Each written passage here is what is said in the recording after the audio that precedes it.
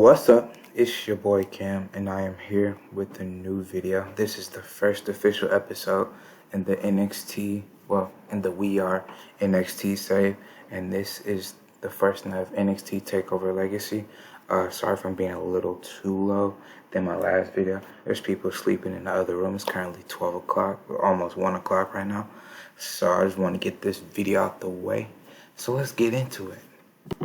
We start the show off with a pre-recorded video of Shawn Michaels, William Regal, and Trish Stratus talking about the history of NXT to the days when it was a competition show, to when it was a developmental brand for WWE, to being WWE's third brand, and now it being its own company. They thank the fans for the journey, and they say it's only begun. Many superstars have been through this brand, and many will follow. Tonight is your night, and we will continue the tradition of NXT. So yeah, just a pre-recorded video of just them explaining the history of NXT. Since this is called NXT Takeover Legacy, I just wanted them to give a little pre-recorded video to talk about what's happening. And the first match is between Motor City Machine Guns and MSK, and that match gets a 65. Okay, pretty good. So, in a decent match, MSK defeated Motor City Machine Guns in 1503 when Desmond Xavier submitted Chris Sabin. 65. I think that's around the same match when they had in Dusty Classic. I gotta check, but Alex Shelley with a 76, Chris Sabin 69, Desmond Xavier 55, Zachary Wentz 50. This is a feud that's been brewing maybe ever since MSK started. They've just had these little back and forths with Motor City Machine Guns where Motor City Machine Guns would scout their matches and MSK was like, okay, yeah, we see you. And Motor City Machine Guns just know that MSK is the new generation of tag teams, but they just want to say they're just, just scouting their opponents. None of these men have gotten physical or hate each other. It's just a battle of who is the best tag team, and it was a battle of respect. This match could have been better, but I had to keep Chris Sabin and Alex Shelley strong because MSK have about 45 popularity. Alex Shelley has about 70, and Chris Sabin has like 60-ish. I didn't want them to drop too much in popularity, so that's why I had to keep them strong, and that's why this match could have been a green. But, 65 is still a good way to kick off the show.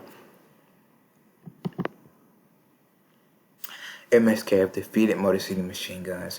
Chris Sabin and Alex Shelley raises MSK's hands as a sign of them being the future of this brand. Crowd cheers all four men.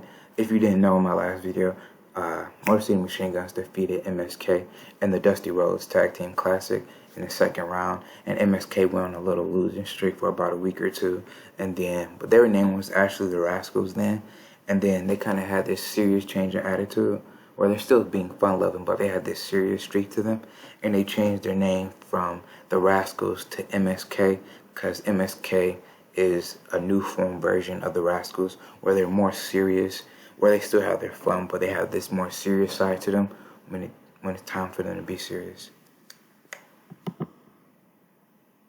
Ooh, this match was decent. In a decent match, Trey Miguel defeated Ilya Dragunov, Leo Rush, Ricky Starks, Dexter Lumis, and Chris Bay in the ladder match in 1840, where Trey Miguel retrieved item. During the match, we also had Brian Cage join in and attack Lumis, and Ray Horus also attacked Ilya Dragunov. Trey Miguel wins the golden ticket. Ilya 61, Trey 59, Leo 52, Ricky 51, Dexter 55, Chris Bay 54. So if you didn't know, Dexter Lumis has been feuding with Ricky Starks and Brian Cage. He just returned from the company after being suspended. He was supposed to have a feud with Bronson Reed, but yeah, I had to end that once he got suspended. So now he's just helping his friend and Ricky Starks. I don't know if that's his friend or business partner, but helping his business partner and Ricky Starks by getting Dexter Lumis out of the match.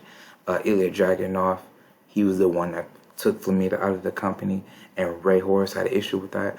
And Ilya Dragunov actually cost Ray Horus the match, his qualifying match against Leo Rush. Leo Rush beat Ray Horus because of Ilya Dragunov, so Ilya Dragunov just got some revenge. Ray Horus got some revenge against Ilya Dragunov. But yeah, decent match. Trey Miguel is the first winner of the golden ticket for those that didn't know, the golden ticket is our version of Money in the Bank. So the winner could cash in on any championship at any time within the next year. You have some big plans for Trey Miguel. I like his style. I know some people aren't a big fan of the flips. Like in AEW, to me, there's too many flips in AEW. I don't mind them, but once you do too many of them, it devalues the spot. And Trey Miguel reminds me of a mini Ricochet in a way. And I think he could be a decent North American champion, cruiserweight champion. We'll see what happens. Maybe even NXT champion if the time presents itself. But Trey Miguel's the first ever golden ticket winner. Oh man, this match sucked. Goodness. I mean, he was supposed to cool the crowd, right? Yeah, calm the crowd. And about to have decent reaction from the crowd, but subpar wrestling. Jordynne Grace defeated Jessica Havoc by pinfall with a fast roll-up. Yeah, I tried to do something a little different. Tried to have it, kept Jessica strong.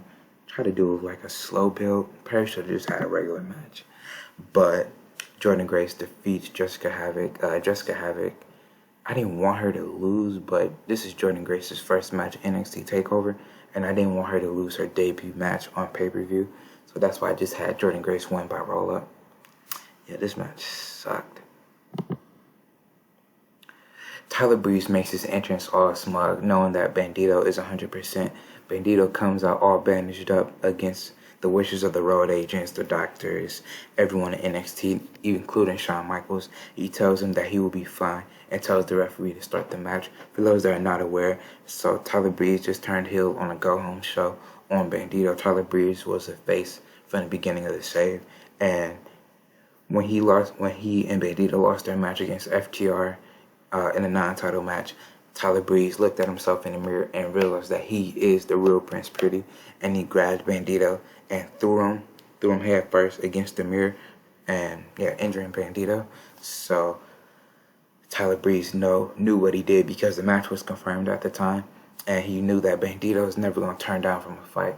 So he knew that Bandito isn't 100% coming into the match, and we'll see what this gets. A 65, this is pretty good. So about that good wrestling, decent heat, Tyler Breeze defeated Bandito by pinfall with using ropes for leverage. Tyler Breeze wins the NXT Cruiserweight title.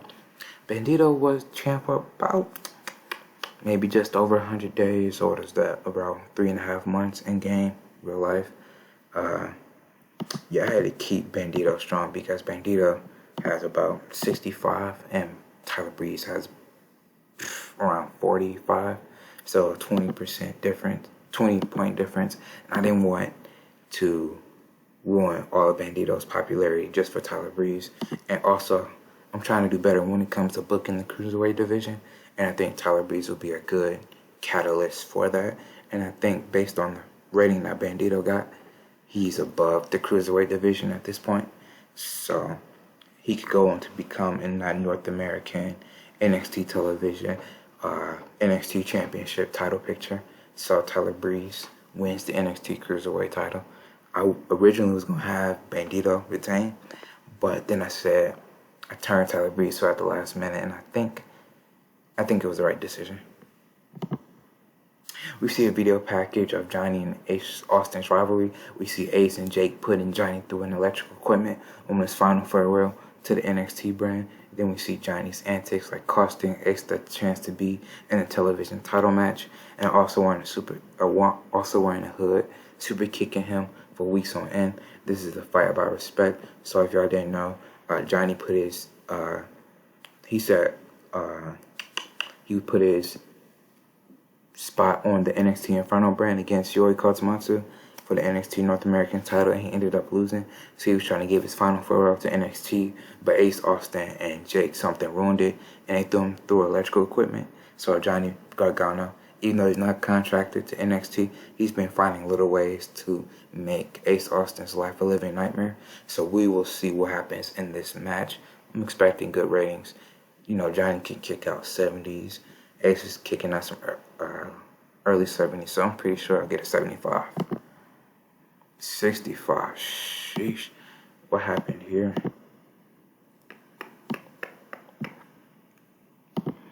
And about to have good wrestling a good heat and decent wrestling. Johnny Gargano defeated Ace Austin by pinfall of the Hertz Donut. 62, Ace Austin 58.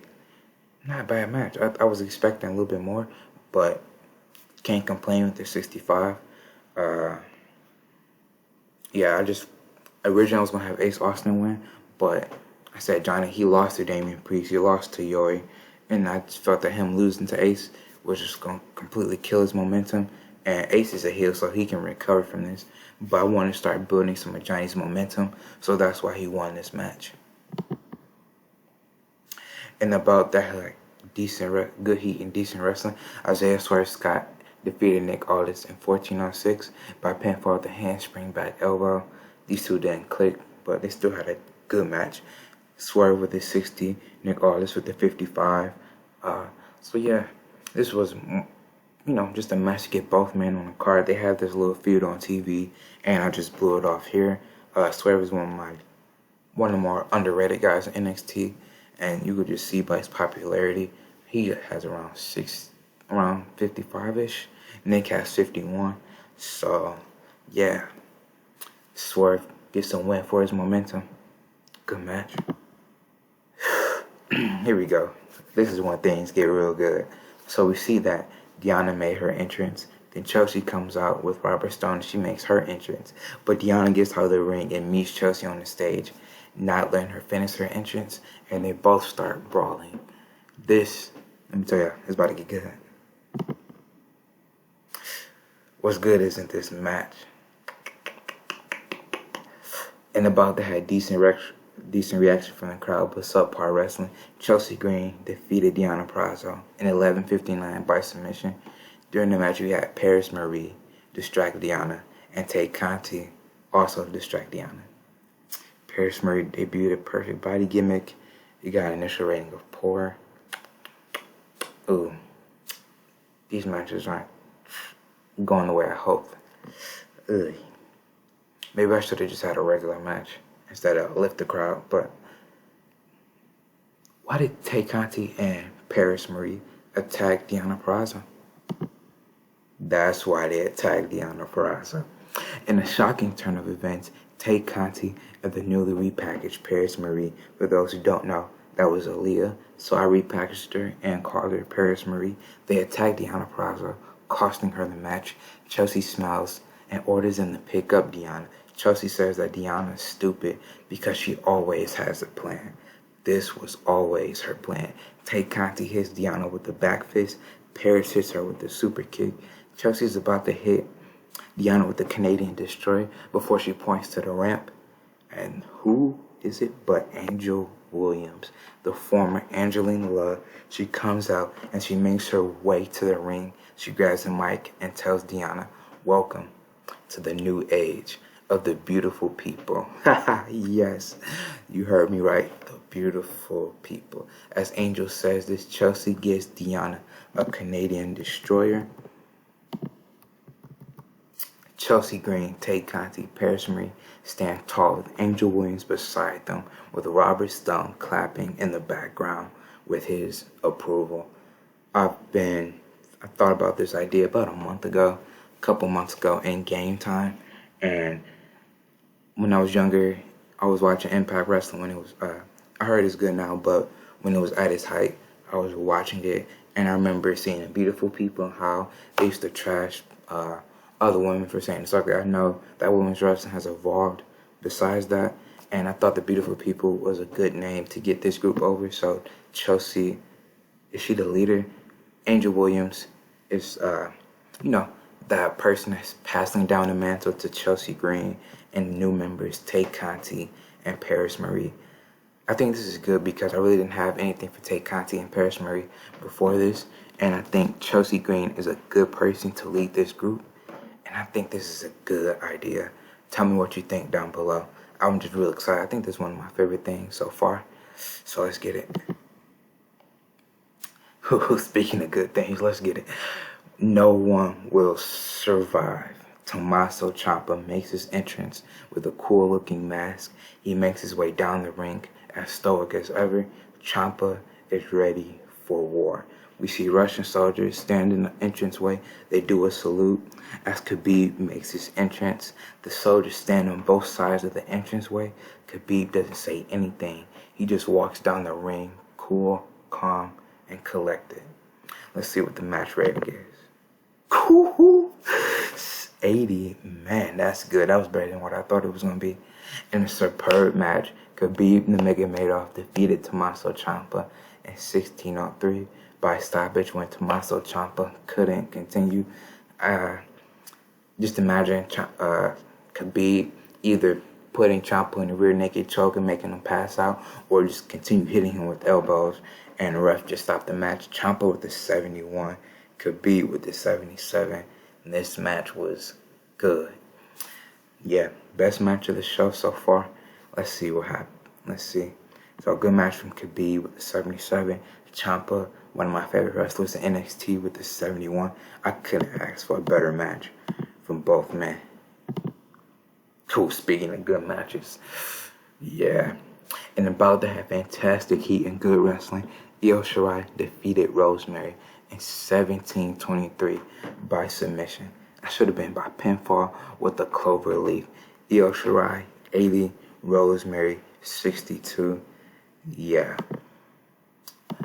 I thought about giving Rosemary the win, but Io, you know how she, since Io has 80 pop and Rosemary has around 60, Io complained, so I just gave her the win. There's no way it's going to damage Rosemary. By having this match, her popularity is going to go up. She's going to skyrocket. But, man, this is a good match. Io has been able to defeat Rosemary, and she's been able to overcome all of her mind games. Here we go. We have a video package for Bianca Belair and Toni Storm. We have superstars from the past talking about how both women are the future of the industry. They say no matter who wins tonight, both are superstars in the making. Bianca, Toni, Intercontinental Championship. I say 70. We'll see. Bianca, she could probably kick out probably 65. Toni, that 60 mark. So maybe I'm say 65, 70. Let's see. Ooh, this was better than I thought it was. Well, yeah, I did say 70. And about to have great wrestling and decent heat, Bianca Belair defeated Toni Storm in 16:06 by pinfall with the Kiss of Death, aka the KOD. Bianca Belair makes her 4th defense of the NXT Intercontinental title. So Bianca has held the title for around 6 months now. And this is the story of me building up Toni Storm. I always knew that Bianca was going to win in the end, but I wanted the fans to really think that Toni was going to win. But Bianca retains. Oh man, Bianca was really off her game, so this could have been better, but still a good match. Bianca with the 65, Toni Storm with the 60. That's crazy. I just guessed their match ratings during the video package, but this was a good match, really good match, and worthy to be in the co-main event. It's the main event of the evening. It's Yori Kozmatu versus Kishida. Both men have had success in New Japan Pro Wrestling. Kishida is a legend in the light heavyweight division. Yori's a tag team wrestler turned single star. Both men want to prove themselves as the best, not only in Japan, but in America as well. Kishida wants to cement his legacy, while Yori Kozmatu wants to create one. Ooh, this is going to be different. I don't know. They both can kick out 70s if they want to, 60s if they off their game. I'm going to say 72. Ooh, 74. That's even better. And about to have great heat and decent wrestling, Yori Kozmatu defeated Kishida by pinfall of the 5-star clutch. Yori Kozmatu makes defense number 7 of the NXT North American title. I always wanted Kishida to put Yori over ever since I came up with this feud. Kishida's a made man already, not only in New Japan but in NXT as well. I wanted him to put over the young rising Japanese star and Yori Kozmatu, and this was a good match. Good match. And we end the show with Yori Kozmatu defeating Kishida in an instant classic. Yori retains the North American Championship. Kishida and Yori shake hands in a sign of respect. Yori and Kishida are cheered by the fans as we sign off of night 1 of NXT Takeover Legacy. So tell me what you think down below. I thought this was a good show. Some of the matches surprised me. The match of the night was Ciampa Khabib. The women's matches were all good. Io, Rosemary, Bianca, and Tony, Ace, and Johnny. I thought that could have been a little bit better, but everyone on the show basically delivering. I thought this was a good show. So tell me what you thought down below, and let's see what we got. Probably 78, 77. Okay, so the show increased our popularity in 26 regions. I'm gonna make a speech to probably Io. Let me do that now. Io,